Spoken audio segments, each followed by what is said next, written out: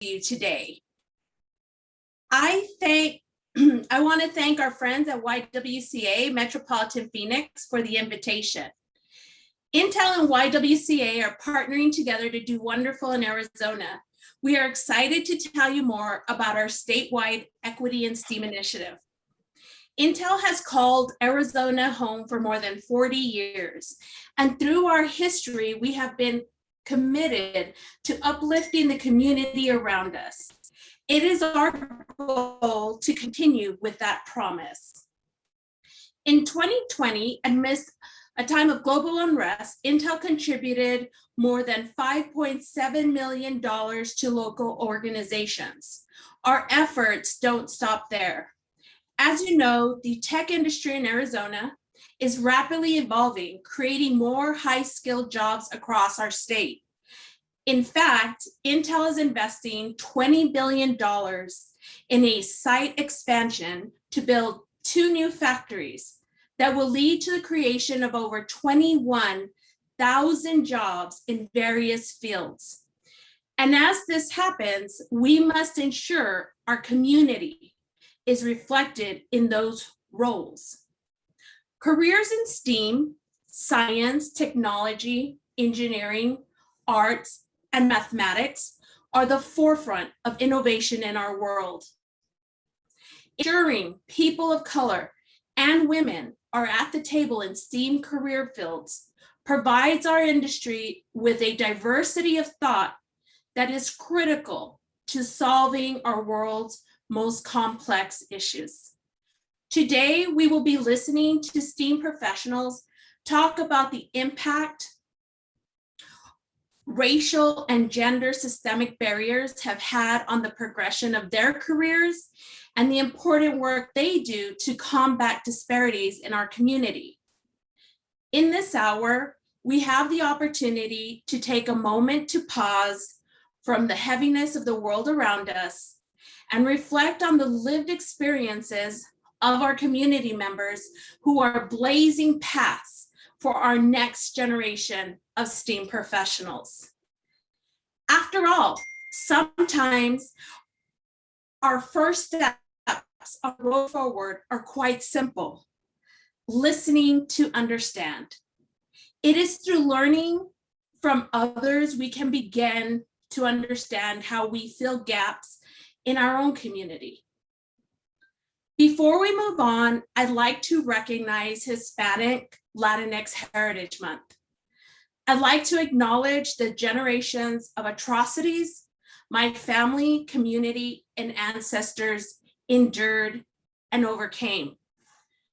I'd like to celebrate the amazing contributions of the Latinx giants I stand on, like my late grandpa, Sanchez, who worked in the Arizona mines, and my late grandma Sanchez, who ran their household. As an Ad Hope public school student and first-generation college graduate, I'm grateful for the opportunities I've had to live a life I never could have imagined. I thank you for tuning in from all 4 corners of our gorgeous, innovative state.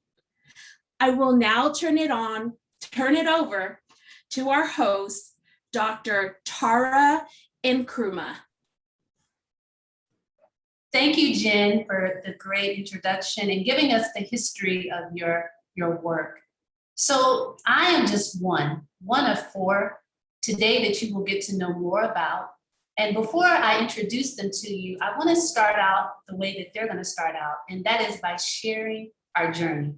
How did we come to STEAM? How did we come to where we are today professionally and in our education?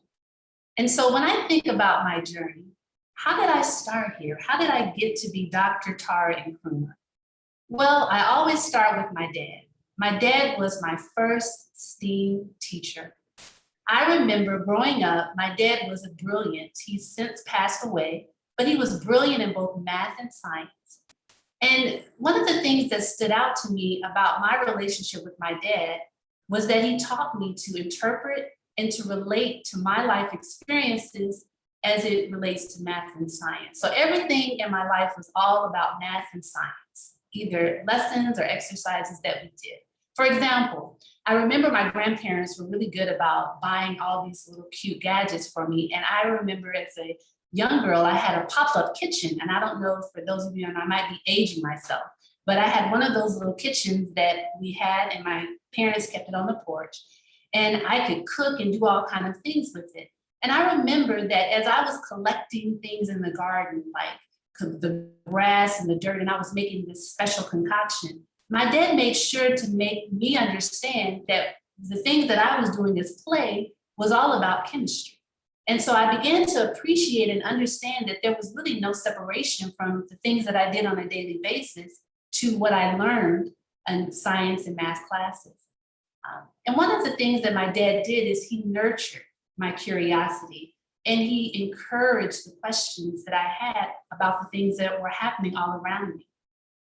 So really, from ages 0, from birth to 18, I normalized the idea that I could interpret things, and all of the things that I understood and the way I expressed knowledge was okay. It was different from other people, but that was not wrong. And so that was the way that I was brought up from birth to at least the age of 18 before I went away to college.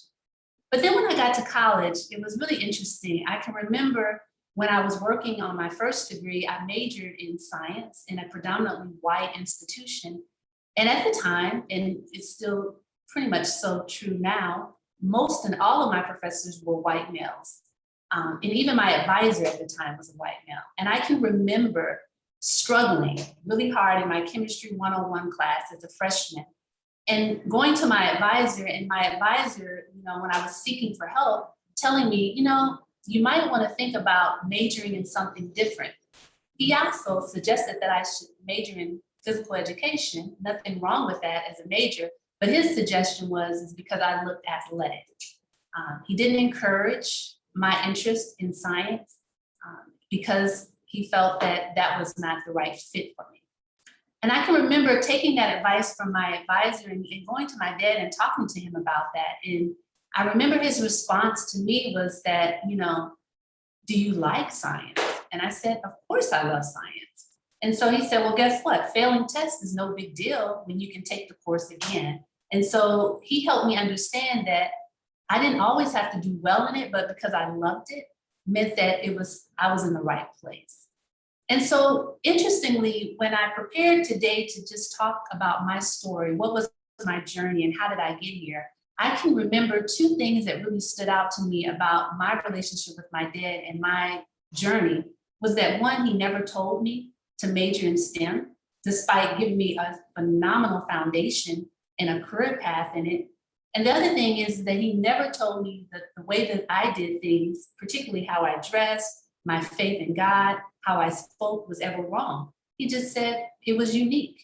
And so these things I carry along with me, and those memories have really helped me understand how my role in STEM education is unique for some because they're not always given that background.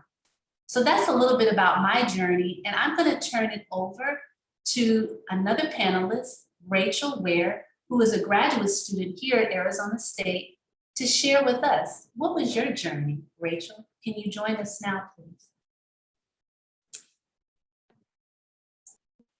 So, my journey in STEAM, when I was thinking about this, first, I was just thinking about computer science. Because in college, I was in a computer science major, which I just started learning computer science in high school. But I also thought about art. And a lot of times I hear talking about STEM, but talking about STEAM, actually art is a huge part of my life and always has been. From elementary school to high school, I always did music and visual arts. And I also continue to do art and I really love it. And I was almost a studio art major in college. So I was pretty committed. But another reason why I was thinking about studio art in college was because the things I was doing in my classes up to high school, I didn't really see myself doing for a long time. I didn't think it would translate into a career. And so getting into computer science, I think that's why for me, I felt like such a lucky chance that I got to learn about computer science, because I feel like I would have been in a completely different place if I hadn't, in my junior year of high school, gone to the Girls Who Code Club, which had just been founded that year, and decided I wanted to try it out. because I knew I wanted to go to college because I really loved learning, but I didn't know what major. You know, I had a lot of interests, but I didn't see them reflected and just wasn't sure what to do. So when I joined that club, I learned about coding and I went on to the summer immersion program with Girls Who Code. And then I took AP Computer Science, which I really enjoyed. And I realized I just really, really like coding. And it was something I had never been exposed to before. And after that, I applied to most colleges as an art major still. And I was wrestling with a lot of indecision and actually pursuing computer science. I ended up changing my major to studio art and informatics about a month before I started at Arizona State. And informatics is a field that you may have also heard called human-computer interaction. So it combines psychology and art with technology, and it's studying how humans interact with the technology. And it's still a super interesting field to me. But after my first semester, I changed my major to just computer science so that I could get the classes in sort of like back-end theoretical or technical topics, which I knew I wasn't going to explore in my own time. And I actually don't know if this was the best course of action, because I do think there might have been some imposter syndrome or stereotype threat or something that influenced my decision.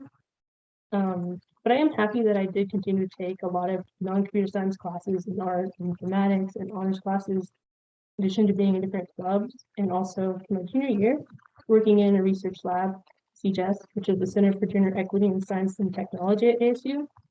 And I was able to do that through an honors program, and I'm now a GRA.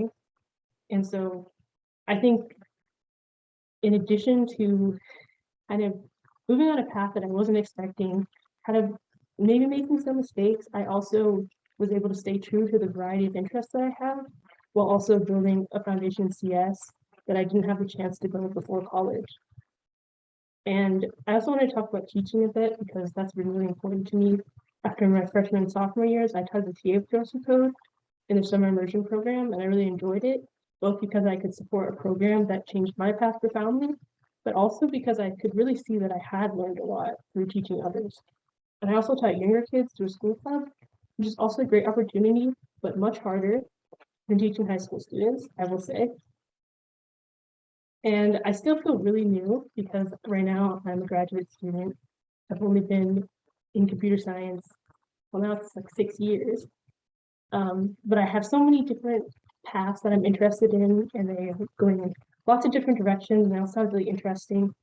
But I really think the programs that I went to for support along the path of studying computer science and the different groups and clubs, even those that are aimed at students more generally not related to computer science, have been really important to me actually continuing, especially in college. The course content got a lot harder, and through the pandemic, because I finished my bachelor's degree in May, and now a master's student.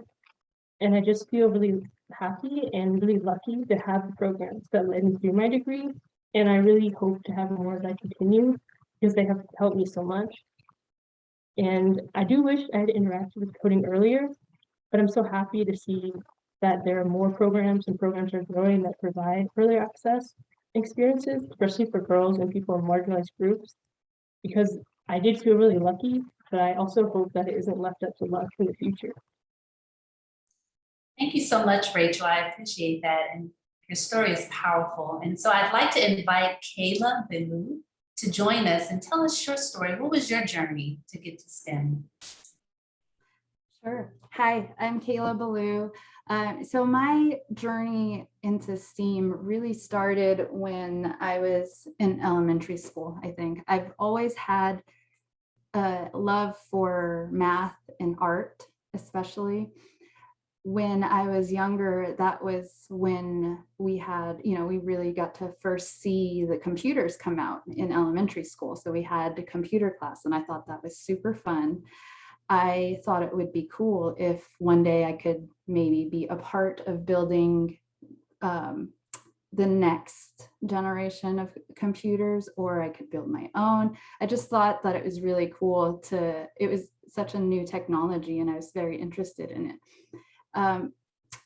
I wanted to, right out of high school, go down to that engineering path and go to school for it. However, unfortunately, one of the scholarships I was hoping to get, I was missing a class for it. So I didn't meet all the requirements. And then it just so happened the Army recruiters were in our school and reached out to me and talked to me all about that path. The thing that really stood out to me with that conversation was the ability to pay for schooling afterwards. So that was what I went down that path with the hopes of going to school in an engineering field afterwards. I ended up getting working in human intelligence. So I was working with a lot of high tech kind of equipment when I did a tour in Afghanistan, and that just further ingrained in me that I wanted to go into the engineering field and just really learn more about these new technologies, what they're capable of. And then, so after getting out of the military, I went to school at ASU for electrical engineering. Then I moved over, I was a single mom at the time, transitioning out of the military in a new state. So it was difficult. And I ended up dropping out of it, going to work for a while, realizing then that there wasn't a lot of opportunities without a degree. So I went back to school this time at the University of Phoenix, where I finished my degree in IT. After getting my degree, I really was just looking at those top companies, top technology companies, and Intel was one of them. So I applied to anything and everything that I could just to get my foot in the door. And so far I've loved it. So really that's where I think it started, from computers in elementary school. And then with the different paths that I had taken in my career, that just always bubbled back up as one of my interests. I wanted to learn more about the new technologies, what was capable, and I wanted to be a part of it.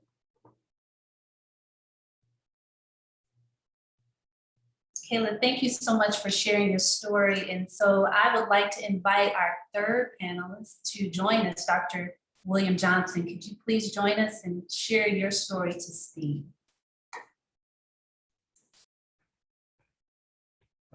Good afternoon. Can you hear me? Good. I had I guess, an interesting path. I started out on a pathway to STEAM, I guess, as a child. My mother got me enrolled, and I'm from Detroit, Michigan.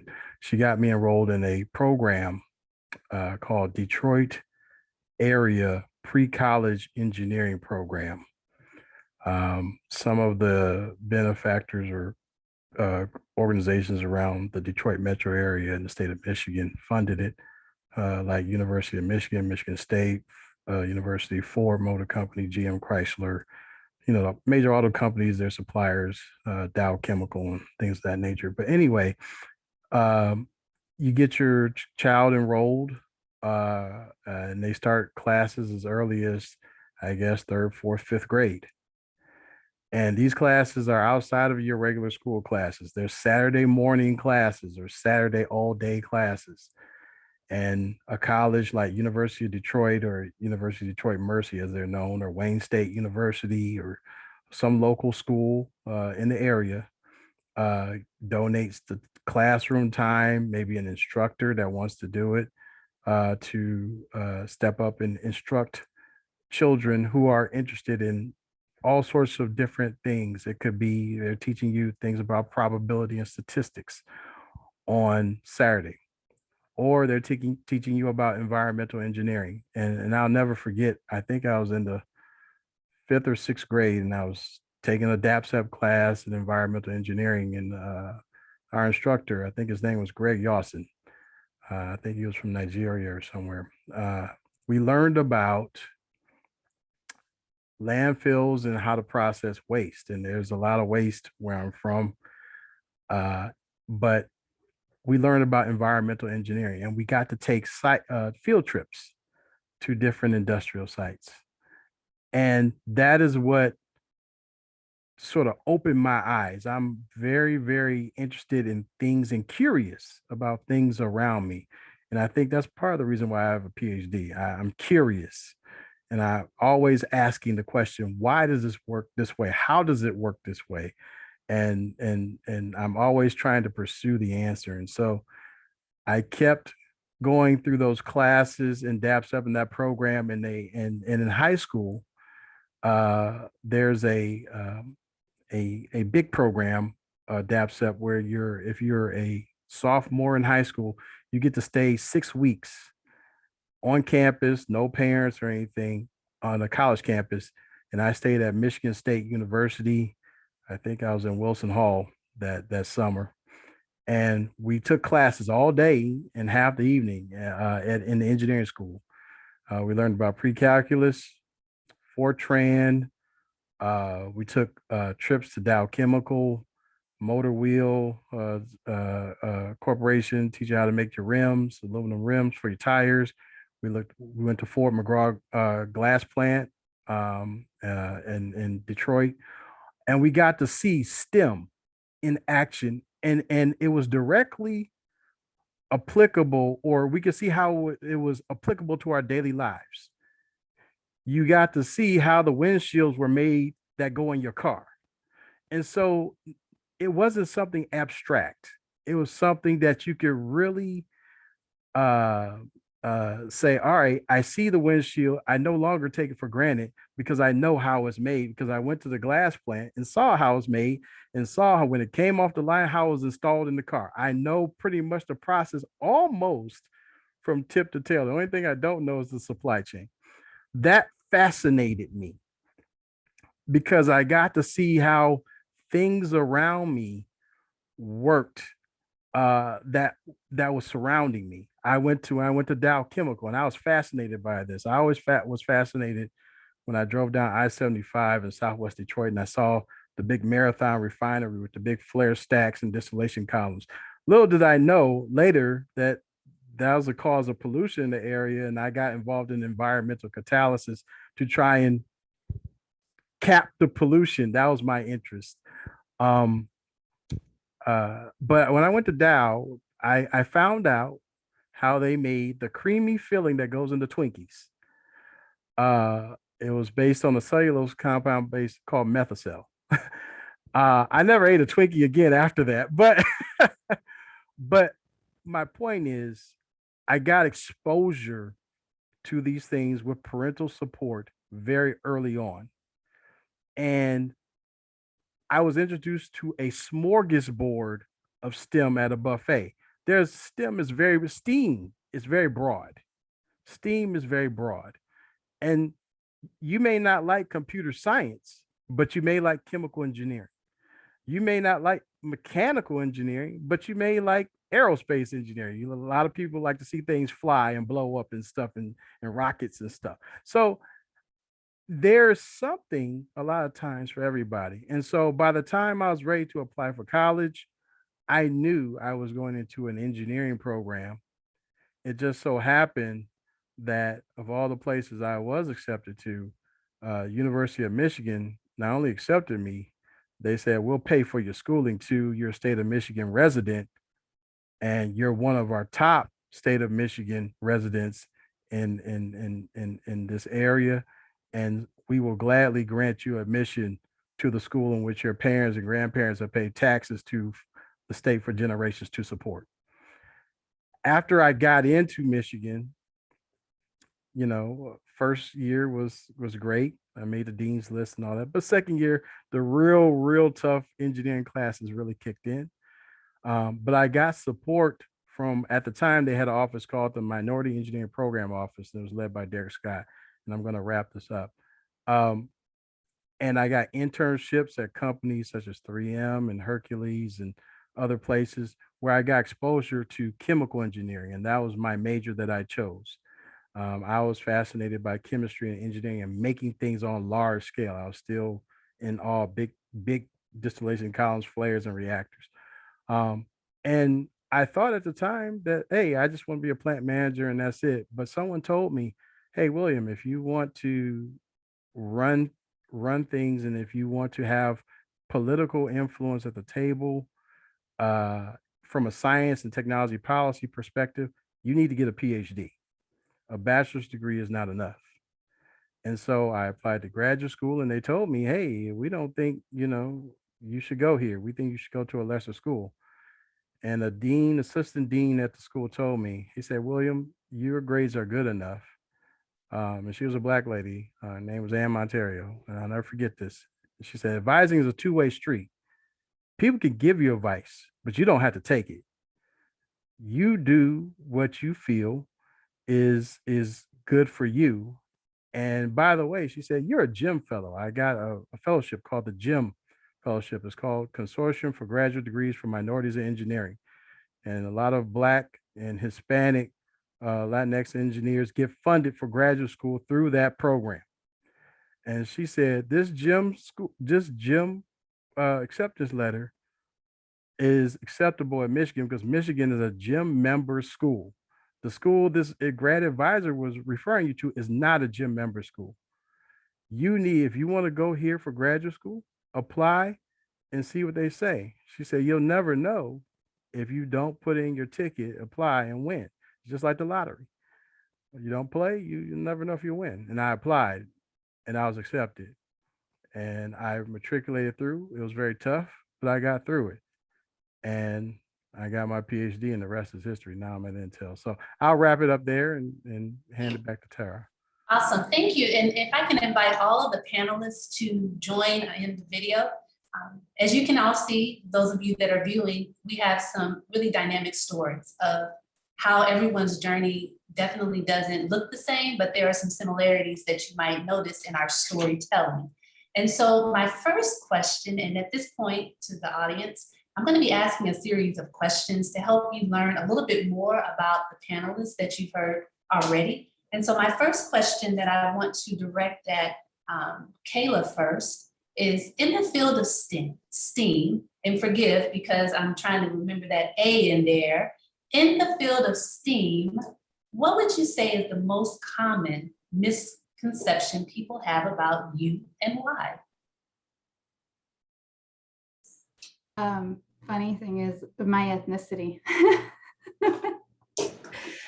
In the military, I had come across a lot of people who didn't know Native Americans existed anymore.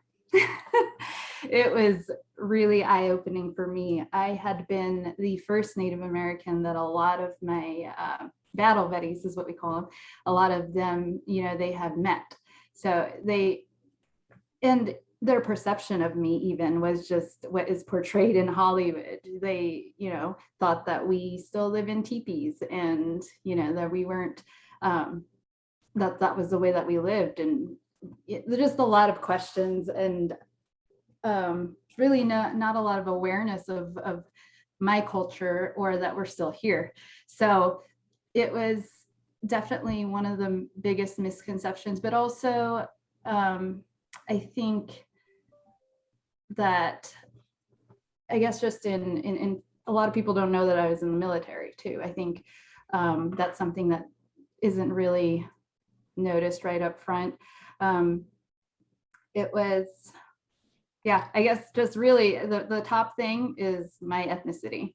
There's not a lot, even when I'm at where I work, sometimes I don't see, there's hundreds of people there, thousands of people probably. And when I was on campus in work, I wouldn't see many people that look like me. One of the great things though that I really enjoyed was Intel has groups where you can join and be exposed to different cultures and different interests. So that is where I really felt like I was able to connect more and feel like I belonged more, was when I joined the Intel Native American Network and got to connect with them and really share some of the feelings that I had or the types of challenges I was experiencing that they also experienced themselves. So it was almost like a safe space for me, but a good space for me to just feel more like I belonged and get more of those role models of that I don't feel like I had when I was growing up. Wonderful. Thank you for sharing. I want to ask Dr. Johnson the same question. what was the most common, or what has been the most common misconception people have had about you in the field?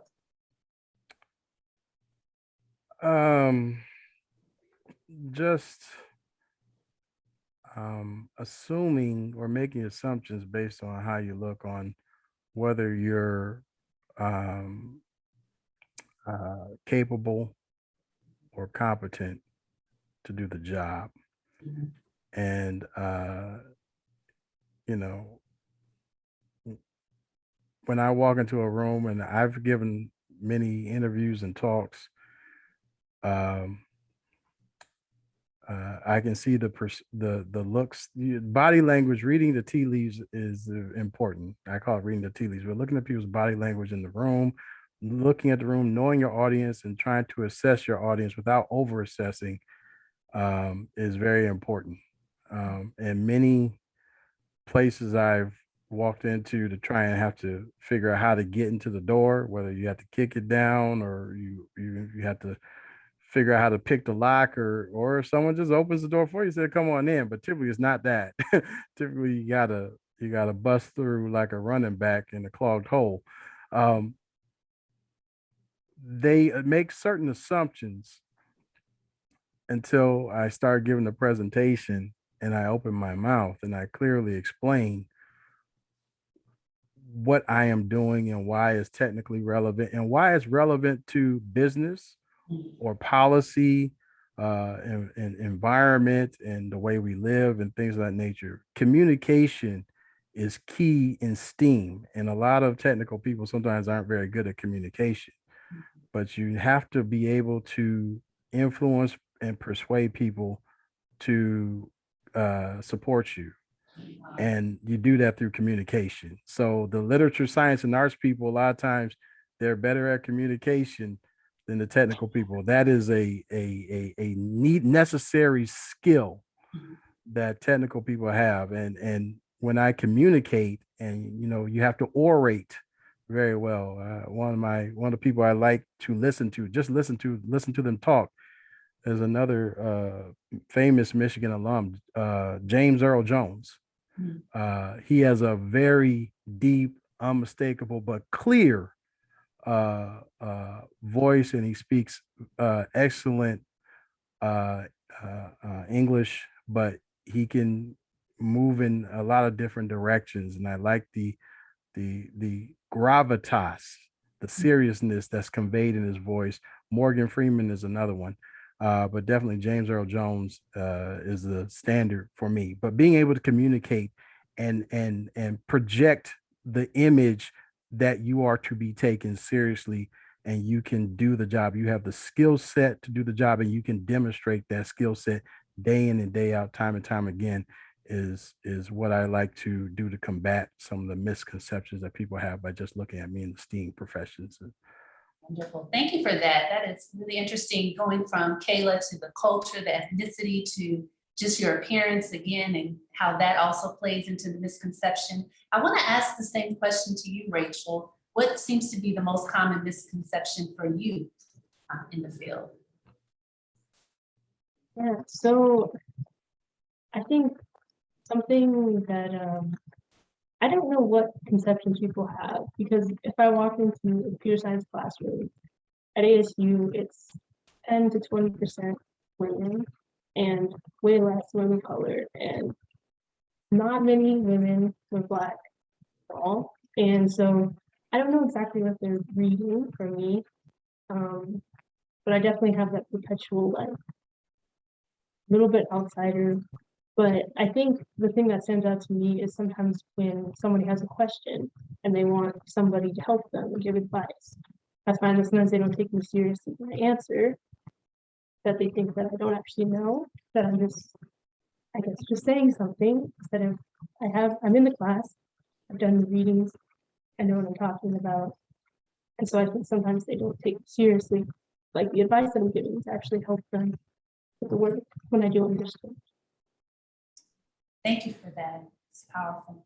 I want to ask, moving into kind of more field-related questions for all of you. My first one is really, what support, and I want to start with you, Dr. Johnson, what support did you have or not have when you started out in the field?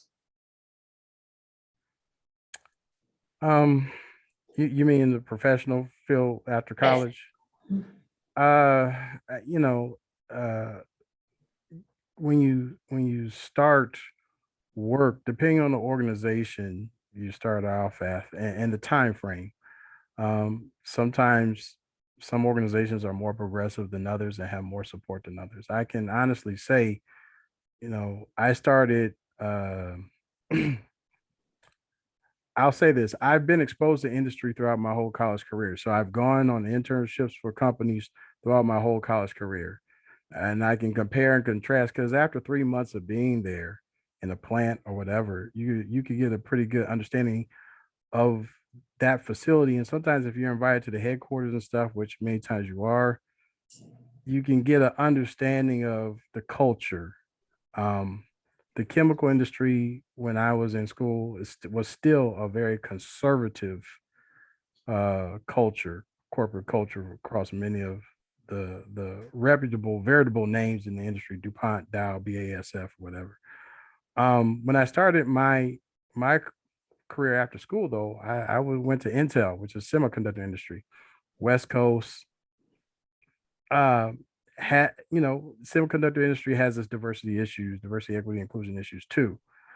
But I noticed, although there were very few African Americans, very few Black people at Intel when I started in '07, there was some diversity there. There were employee resource groups there that were trying to be active, and it varied based on sites. So, I started in Oregon.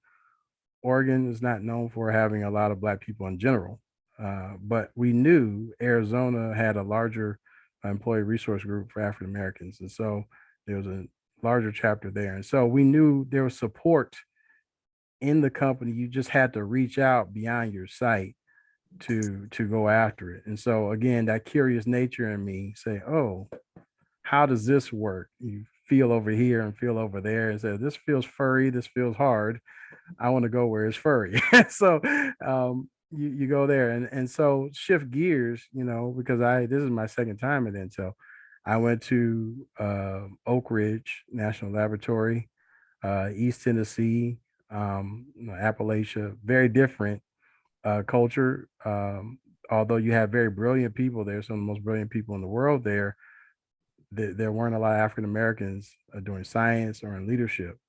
You saw the traditional jobs that were stereotyped African Americans being janitorial services and stuff like that. I moved to another company in Pittsburgh, PPG, and again, I was the only Black person there in that R&D group, and even at the plants I went to, and they didn't have a robust organization at the time for supporting people of color. But as we progress and as folks are people of color and other allies are more active and open to supporting us in public and vocal, things are changing. Even though those more conservative corporate culture type industries and companies, they're changing there too. And Intel is in Intel Oregon, NIA is bigger now, much bigger than it was when I was there in '07. And NIA in Arizona is grown.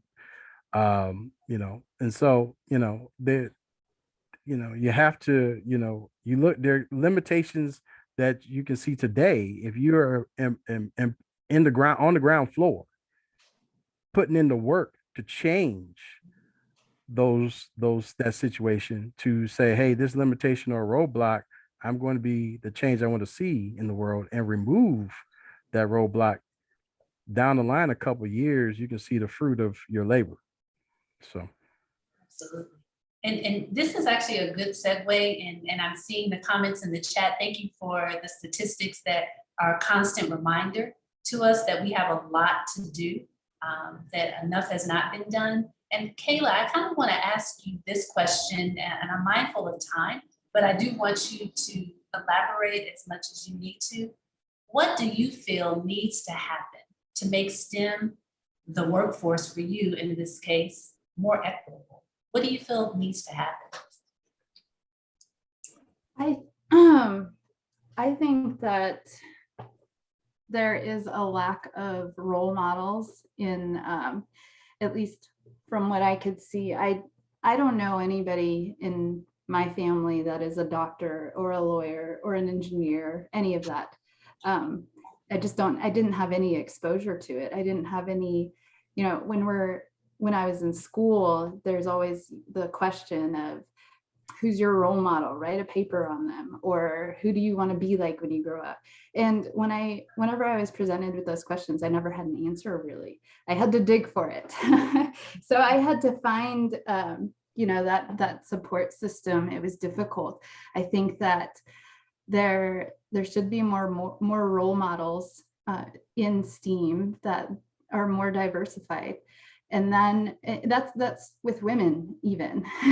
I don't see very many women in these top positions, but also I think the support system is important. I think from what I have experienced at Intel, there is a huge support system for a lot of different groups, just a lot of different interests. Even if you were, interested in, I don't know, one of the things that I like is shooting, something like that. You can have a group with people who have all the same interests. So I think the support system is really important. When I was going through college, one of the reasons I dropped out of ASU is because I didn't have that support system. I was a single mom, and I was in classes that just didn't fit with my schedule. I couldn't support my daughter and go to school because I just didn't have time. That was one of the things that really changed for me when I went to the University of Phoenix, because I was in night school. My classmates, my peers were all veterans or around the same age as me, or had gone through some sort of route similar that I did. So I was surrounded, I had a bigger support system there than I did at ASU. So I think that support is what I was looking for whenever I moved schools, or when I was at Intel and felt like I didn't see a whole lot of people like me. I went and I looked for that support, and I joined the groups, and I keep trying to find that support and build my support system. Thank you for sharing that. Definitely support stands out as an important thing to really focus on how we can build that equity. I want to ask the same question to you, Rachel. You're in school now as a graduate student, and you recently graduated from the undergrad degree. I'm just interested, what has sustained you? What do you think is helpful to make STEAM education more equitable for you? Yeah, I think support is a big part. I did join clubs on campus. Like there's the Women in Computer Science Club, and there's also the National Society of Black Engineers, Society of Women Engineers. There's a lot of these organizations that I think both for like academic resources, which is important because having someone who's gone through the experiences you're going to have, right? Like in the workforce, you want to mentor in school, you also can really benefit from mentors who've been through that. And also having experiences, like if you are having a rough time with something that's specific to your gender or your race, having people that you can talk to about that is really important. And I also think the opportunities to do things outside of class as well. Sometimes the classes, I mean, I wish that they did talk more about culture and equity and go beyond the technical topics, but it's not always a priority. So I think research opportunities and other events out of class that do focus on that, and how there are like employee resource groups and companies, both like as a studio, like, okay, there is more, even if you're not getting it at the moment, there is something in the future that will support you. And then also saying outside of class, I do have a community that's focused on these things I am, and also understands my experiences that I'm having.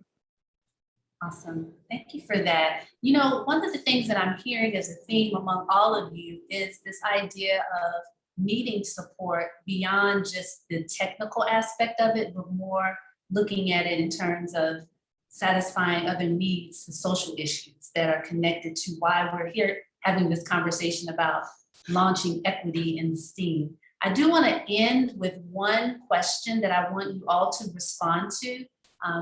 Tell me which one fits for you. I have a statement, 2 different statements, and I want you to tell me which one is more true.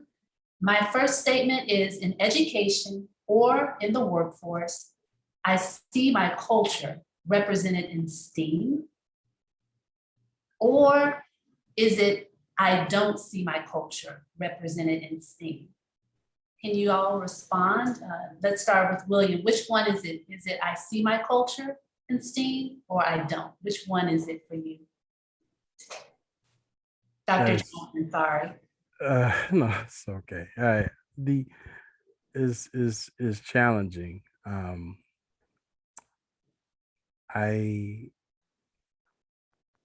In some respects, I do see my culture in STEAM, but one thing I want to put out there is, in order for someone to get a PhD, typically in engineering or science, Mhm. from birth to the time you get that degree, it could be anywhere from 25 to 30 years of education. All right. And so 0 to, you don't start to see the pipeline put out that final product of the amended PhD professional until about 26, 27, 30. Maybe they do a postdoc or 2 or what have you. And so my concern is, yes, it's 2021.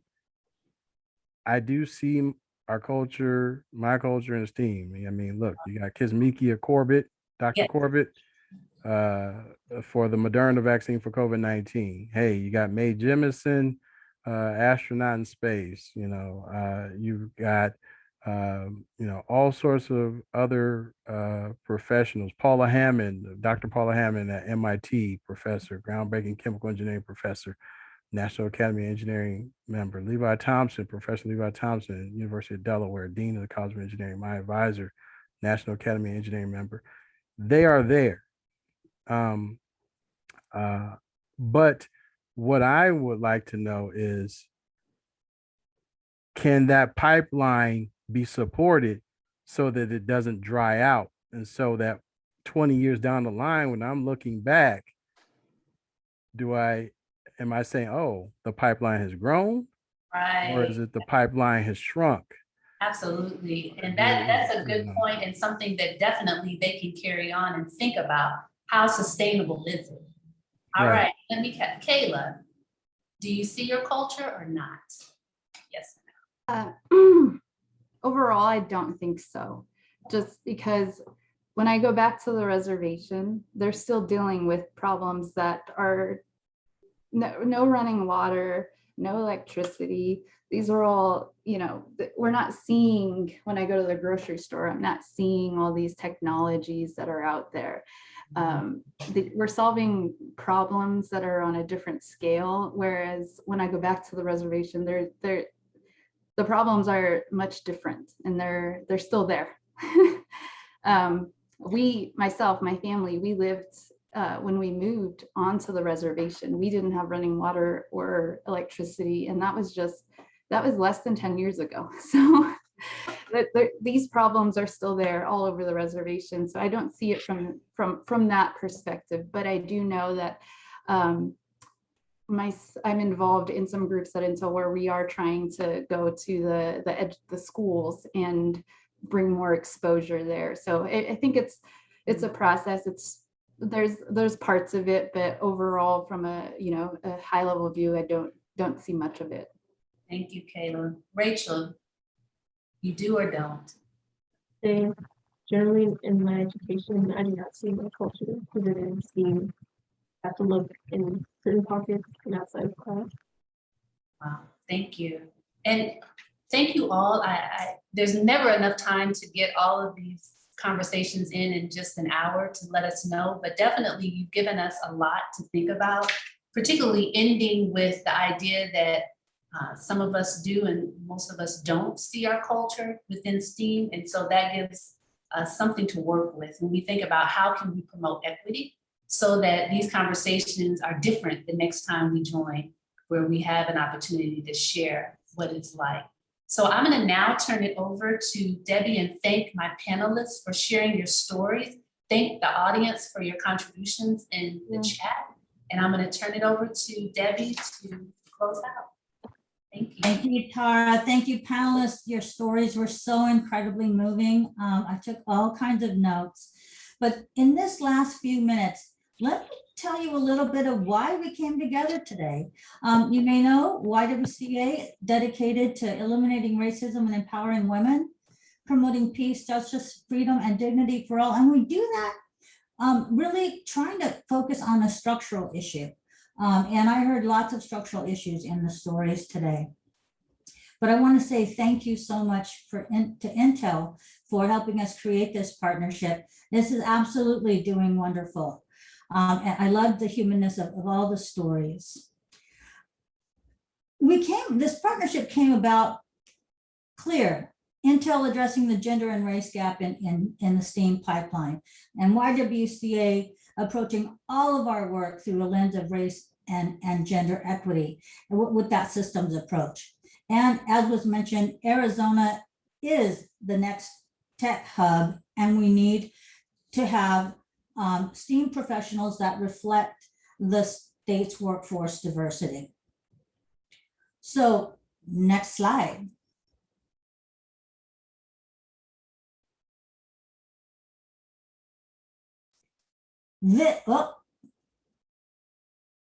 Yeah, that's the slide I want. $50,000.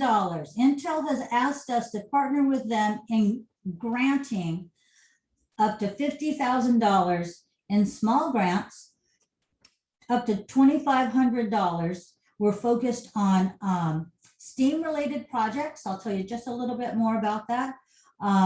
We want you to be a change maker, a creator, an innovator, and seriously, using the Intel slogan, we want to do wonderful with this $50,000 and really reach young people, women and people of color who we need to get into this STEAM pipeline. It's an opportunity to make real change where it's needed in that beginning. We heard some of those things in our panelist stories.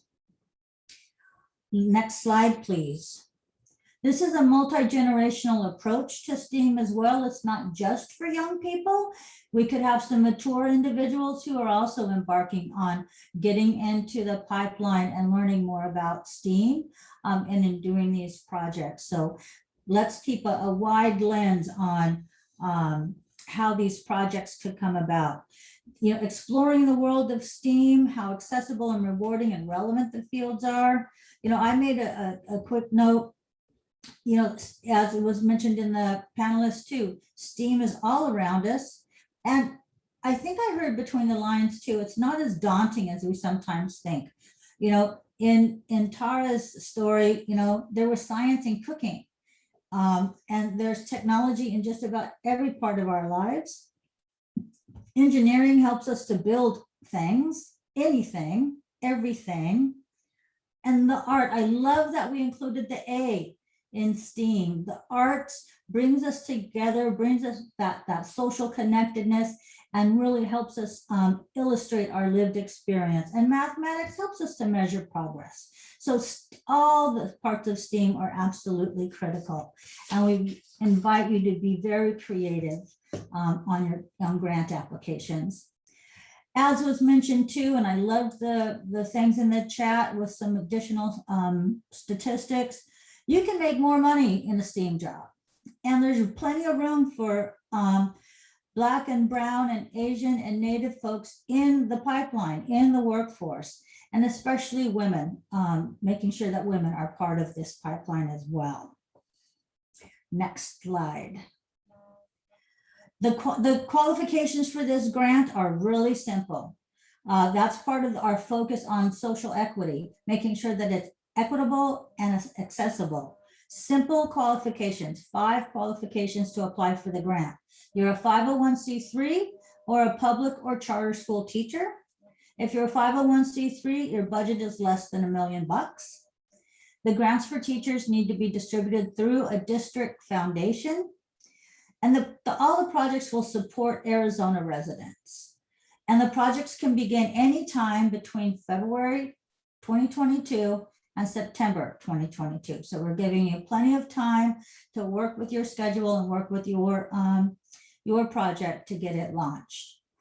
Our kickoff, the timeline for these grants, I mean, that's $50,000. Did I mention that? $50,000 we're trying to give away.